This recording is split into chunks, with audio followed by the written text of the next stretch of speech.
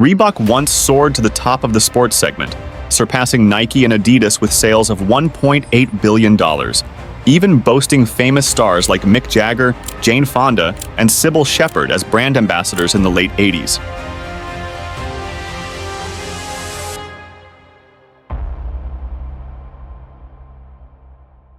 However, the early 90s marked the beginning of misfortunes for Reebok. The fierce competition between Reebok and Nike intensified, with Nike's exclusive branding strategies propelling it ahead. Within a decade of reaching its peak, Reebok found itself trailing behind Nike by billions, with sales of $3.6 billion compared to Nike's $9.2 billion.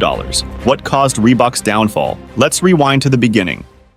In the bustling town of Bolton, England, back in 1895, Joseph William Foster had a game-changing idea. He crafted running shoes with spikes to give athletes an edge. This small innovation laid the foundation for J.W. Foster and Sons. Fast forward to the 1924 Olympics, where British athletes caused a stir by sporting these spiked shoes, propelling Foster's creations to international fame. But the real twist in the tale came in 1958, when Foster's grandsons decided to give the company a fresh start. Before Reebok became a household name, the Foster brothers, sensing the decline of their family business, embarked on a quest for a new identity.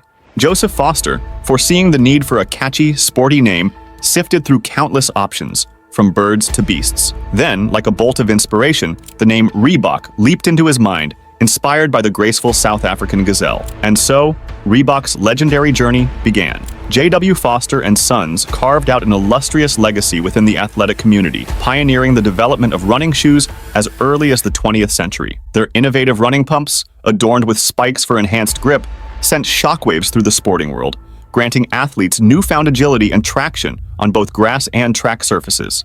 Their footwear became synonymous with excellence, with landmark achievements including Derek Ibbotson's historic mile world record, achieved while donning J.W. Foster shoes, and the provision of high-performance footwear to English Premier League teams. Joseph, heir to this storied lineage, harbored aspirations of furthering the family's sporting heritage. At the tender age of 27, he eagerly stepped into the fold of the family business, poised to leave his mark. However, destiny had other plans in store. Just as Joseph was primed to chart the company's course into a new era, duty called in the form of national service, and he was summoned to serve his country in the military. Upon returning from their military service, Joseph and Jeff Foster found themselves disheartened by the stagnant direction of J.W. Foster and Sons. With behemoths like Puma and Adidas on the ascent, they felt the company wasn't doing enough to stay ahead. Despite their concerns, their elders, including their father and uncle, remained steadfast in maintaining the status quo. In 1958, fueled by their entrepreneurial spirit, Joseph and Jeff decided to forge their own path, founding Mercury Sports Footwear. However, their excitement was quickly dampened when they discovered that the name was already taken. Undeterred, they embarked on a quest to find a new moniker. Drawing inspiration from Joseph's childhood victory in a running race and his prized Webster dictionary, they stumbled upon Reebok, an African antelope, in the pages of the dictionary. The name had a ring to it, evoking speed and athleticism. Thus, Reebok was born, with Joseph and Jeff aiming to carve their own legacy in the sporting world. However, despite their ambitions to conquer the American market, their initial decade-long endeavor in the States proved challenging, with Reebok struggling to gain a foothold. Paul Fireman emerged as a pivotal figure in Reebok's journey, credited with propelling the brand to unprecedented heights, while also bearing responsibility for its eventual decline. Initially met with reluctance by Reebok, Fireman eventually found his footing as the distributor of Reebok in the USA, a role that would prove transformative. Under Fireman's leadership, Reebok saw remarkable expansion, including the establishment of a new factory in South Korea and the acquisition of a substantial stake in the US market. Fireman's strategic vision centered on achieving a coveted 5-star rating from Runner's World, believing it would catapult Reebok into the spotlight as a serious contender in the athletic footwear industry. True to his instincts, Reebok attained this milestone in 1979, marking the beginning of its meteoric rise. However, Fireman's tenure at the helm of Reebok was not without controversy, as some attribute the brand's eventual downturn to his leadership decisions. Despite this, his legacy remains intertwined with Reebok's enduring impact on the world of sports and fashion. With exclusive rights to distribute Reebok in the USA, Fireman formed Reebok USA Limited, marking a significant milestone in the brand's expansion. The inaugural Reebok shoe released in the American market was priced at $60, a figure that would translate to approximately $250 in today's currency. This launch coincided with a burgeoning fitness movement sweeping the nation, characterized by televised workouts, aerobics routines, and a newfound accessibility to recreational sports. The timing couldn't have been more perfect, as the women's fitness community, particularly in California, emerged as a powerhouse market. Celebrity fitness pioneer Jane Fonda's popular aerobics classes captivated audiences, spurring demand for athletic footwear. It was within this cultural landscape that Reebok's freestyle sneaker was born, marking the company's first major triumph. The freestyle quickly gained traction as it perfectly encapsulated the spirit of the era's fitness craze. Its combination of style and functionality resonated with consumers, propelling Reebok to new heights in the athletic footwear industry. Paul Fireman's initial skepticism melted away upon witnessing the prototype of the Reebok Freestyle. Unlike the ostentatious designs favored by competitors like Nike and Adidas, the Freestyle embraced simplicity with its thin, clean profile reminiscent of a ballet slipper. Despite doubts, a bold decision was made to produce a whopping 32,000 units. The launch, however, began with a whimper rather than a bang, leaving Fireman feeling anxious about the product's potential. However, a strategic move to host a promotional seminar featuring celebrity fitness guru Richard Simmons proved to be a game-changer. The event ignited interest and excitement, causing the freestyle shoes to fly off the shelves at an unprecedented rate. Following the soaring success of the Reebok Freestyle, aerobic enthusiasts everywhere were donning the iconic sneakers, even gracing prestigious events like the 1985 Emmy Awards. Actress Sybil Shepherd made a bold statement by pairing orange Reeboks with her dress, showcasing the brand's widespread appeal and influence. Bolstered by the triumph of the freestyle, Fireman made a strategic move to acquire the rights to the English company, relocating its headquarters to Massachusetts and rebranding it as Reebok International Limited. The company's ascension was further solidified with its listing on the New York Stock Exchange. While the decision might have seemed risky to some, the numbers spoke for themselves. Just 2 years after securing Reebok's U.S. license, sales in the country surged to $1.5 million, a figure equivalent to $4.4 million today. This exponential growth was just the tip of the iceberg, with sales skyrocketing nearly tenfold over the following year alone. It became evident that the United States was the ideal market for Reebok, affirming Fireman's astute decision-making prowess. With full control of the company, Fireman shifted Reebok's focus from the women's aerobic market to the men's domain. Introducing models like the Newport Classic, the Revenge Plus, and the Workout, Reebok set its sights on capturing the trendy country club-ready sneaker scene. These stylish kicks seamlessly blended exercise and socializing, making them a hit among fitness enthusiasts and fashion-forward individuals alike. In a market teeming with heavyweights like Adidas, Puma, Asics, and Nike, Reebok needed to stand out. The first step was revamping its logo. The original British emblem featuring Union Jack was replaced with a sleek, abstract design in 1988, signaling a fresh era for the brand.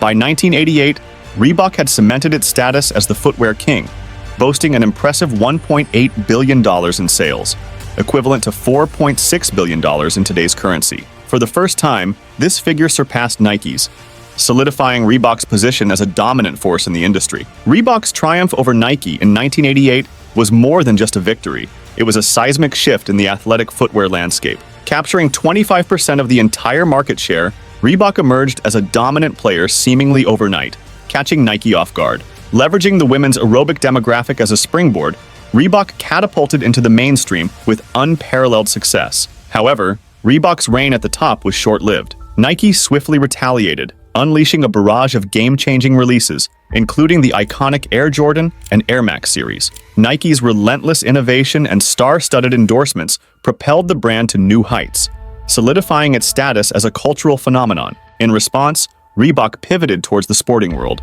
sponsoring renowned tennis players Boris Becker and John McEnroe to maintain relevance. But it was the introduction of the Reebok Pump that truly elevated the company to new heights by the end of the 1980s. In a fiercely competitive industry, Reebok remained determined to carve its place in the ever-evolving landscape of sports and culture. In 1989, amidst the Pump's groundbreaking release, Joe Foster, Reebok's co-founder, made the decision to retire. It was a fitting conclusion to his legacy, marked by the development of the revolutionary Reebok Pump.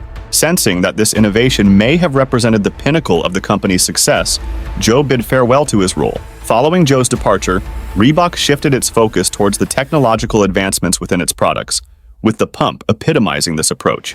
Featuring inflatable chambers at the shoe's top for a customized fit, the Pump quickly gained acclaim. NBA player Dee Brown, famously inflated his pumps moments before his triumphant victory at the 1991 NBA Slam Dunk Contest, solidifying the pump's status as an icon on the basketball scene.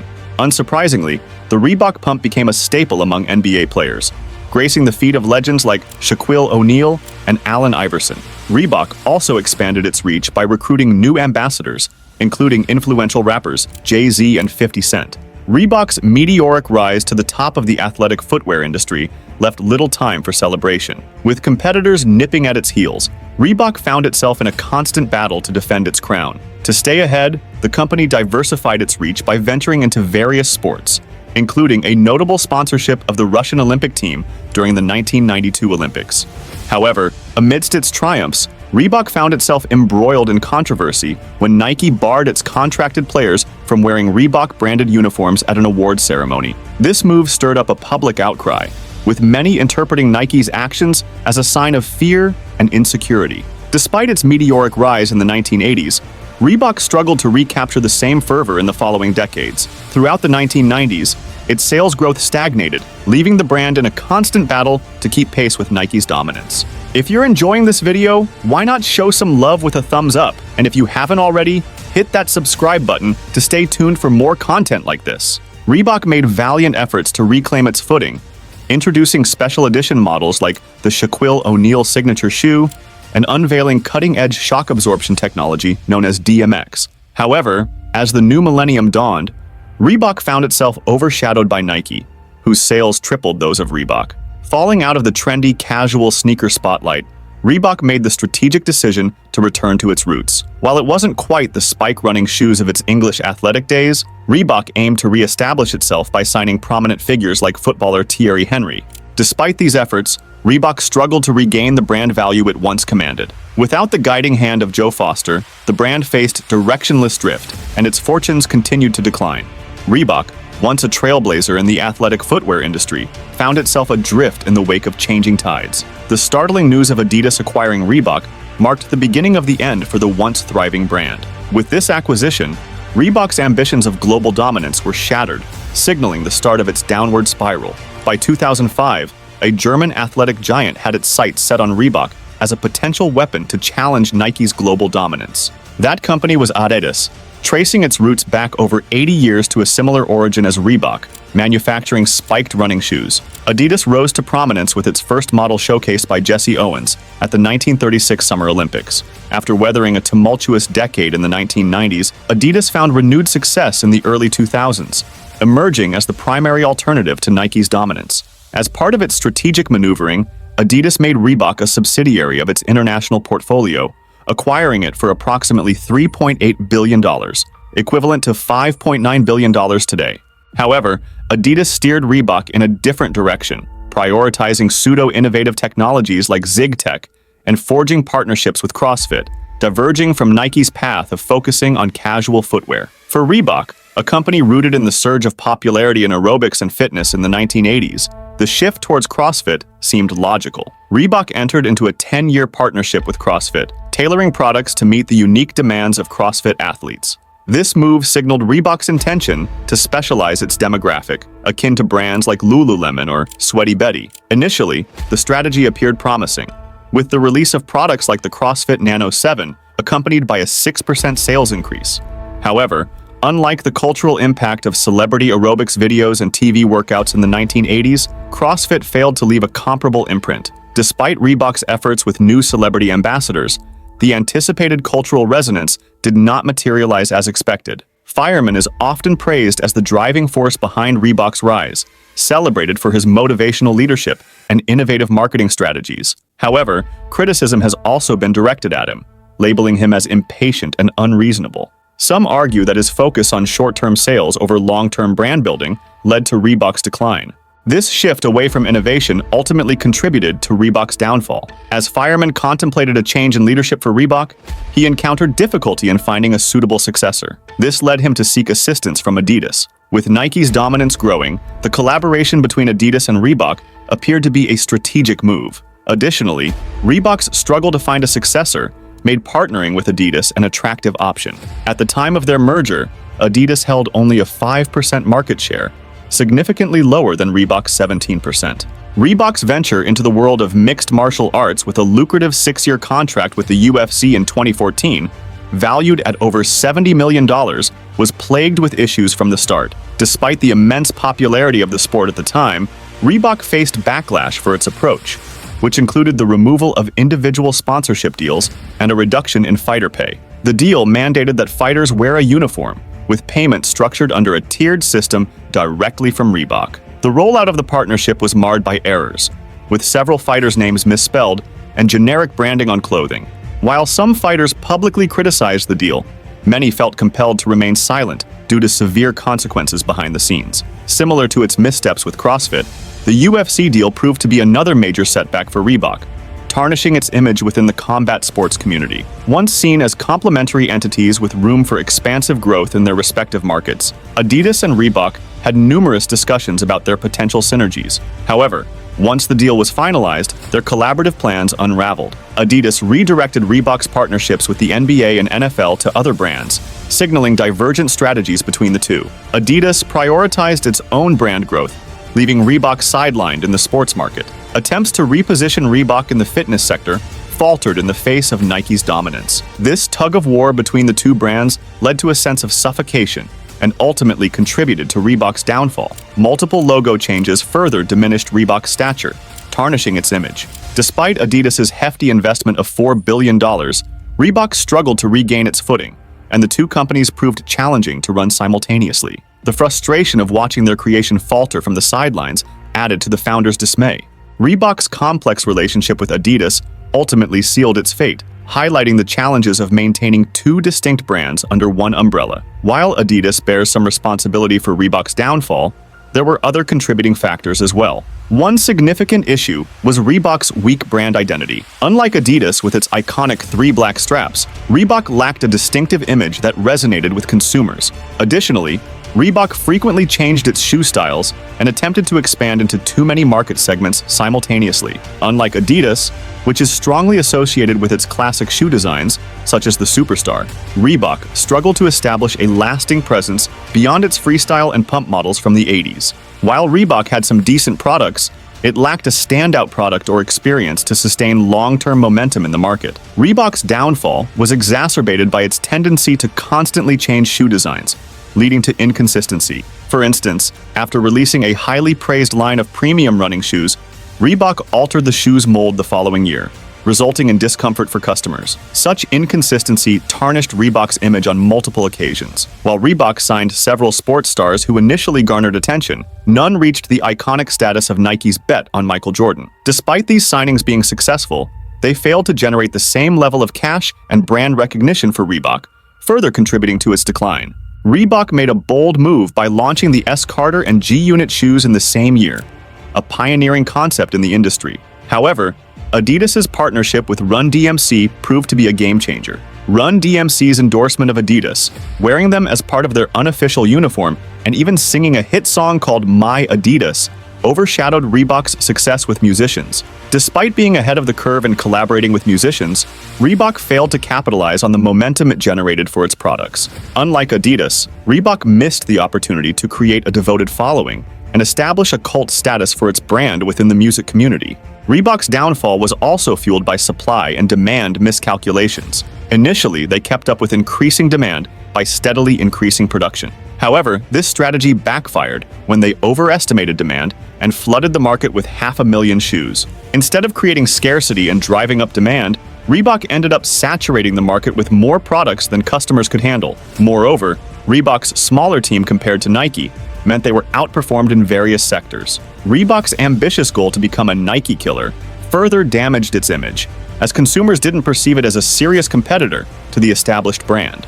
For 50 years, Reebok attempted to secure sponsorships with sports leagues, including Major League Baseball and the NBA, without seeing the same brand value increase as Nike. Despite its efforts, Reebok struggled to make its mark in the sports arena, with its products failing to gain significant traction. However, in 2015, Reebok experienced a brief resurgence of relevance by re-releasing and reimagining some of its classic collections, such as the Instapump, Club Classic 85, and workout models. This nostalgic approach resonated well with sneaker collectors and older demographics, briefly reviving interest in the brand. Yet, relying solely on nostalgia and past successes from the 1980s proved to be a short-term strategy, ultimately leading to Reebok's inevitable decline. Recently, Reebok experienced a staggering decline in demand, with revenue plummeting from 1.7 billion euros in 2021 to 353 million in 2022. This downturn was attributed in part to the pandemic and global supply shortages. In contrast, Nike managed to see growth during the same period. In acknowledgement of its misstep, Adidas made the decision to sell Reebok to Authentic Brands Group for $2.5 billion, less than half of what it originally paid, even when adjusted for inflation. Joe Foster, one of Reebok's original founders, maintains that the brand still holds promise. He believes that if given the freedom to operate independently again, Reebok could turn its fortunes around. However, since his departure from the company in 1989, Reebok has lacked clear leadership and direction. Instead of focusing on rebuilding its brand identity, resources were diverted into feudal battles with Nike and unsuccessful partnerships with entities like CrossFit and the UFC. As a result, rather than gracefully fading into irrelevance, Reebok experienced a dramatic decline, culminating in its recent struggles. Life under Authentic Brands presents an opportunity for Reebok to potentially re-enter the sports market it once dominated, although the company initially emphasized its focus on Reebok's fitness positioning. Another possibility is a renewed emphasis on Reebok's classic hit shoes. Regardless of the path chosen by Reebok's new leadership, they have the advantage of building upon a well-established brand, albeit one that has faded from public consciousness in recent years. While Reebok may no longer be a true contender in the sports industry, there is optimism that the sale could signify a fresh start for the brand. Perhaps this marks the beginning of a challenging journey back to reclaiming the #1 spot. Thanks for tuning into this episode. Got a different take on why Reebok fell? Share your thoughts. And do you think they'll make a comeback? Drop your comments below and let's discuss. If you enjoyed this video, don't forget to hit the like button and subscribe to stay updated on our upcoming releases. And if you liked what you saw here, you'll definitely want to check out the video playing on your screen right now. Just click, and I'll catch you in the next one.